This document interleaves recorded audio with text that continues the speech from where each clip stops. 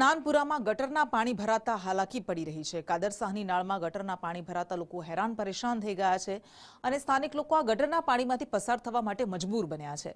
કલાકો વીતવા છતાં પણ ગટરના પાણી ઉતરતા નથી। વિદ્યાર્થીઓ ગટરના ગંદા પાણીમાંથી પસાર થવા મજબૂર થયા છે। તંત્ર નિરીક્ષણ કરવા માટે પણ ન આવ્યું હોવાનો સ્થાનિકોએ આક્ષેપ કર્યો।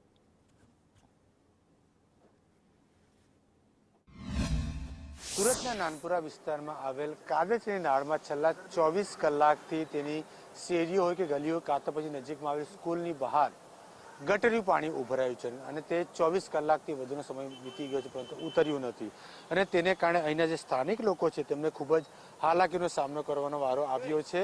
આ 2 દિવસથી અહીંયા કાદરશાહની નાળમાં પાણી ભરાયેલું છે।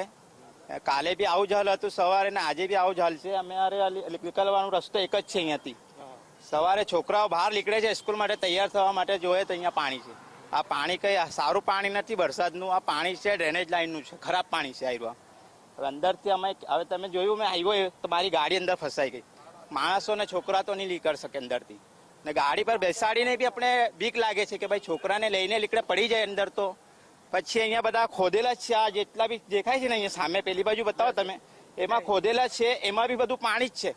ये प्रॉब्लम 2-3 दिन से हो रही है न, हमारे को बहुत परेशानी हो रही है, आने जाने में तकलीफ हो रही है हमारे को भी, क्योंकि हमारे जो विस्तार में देखो उधर भी पानी भरा हुआ है, इधर भी इधर गलिया में पानी भरा हुआ है, इसलिए बहुत प्रॉब्लम हो रही है हमारे को भी।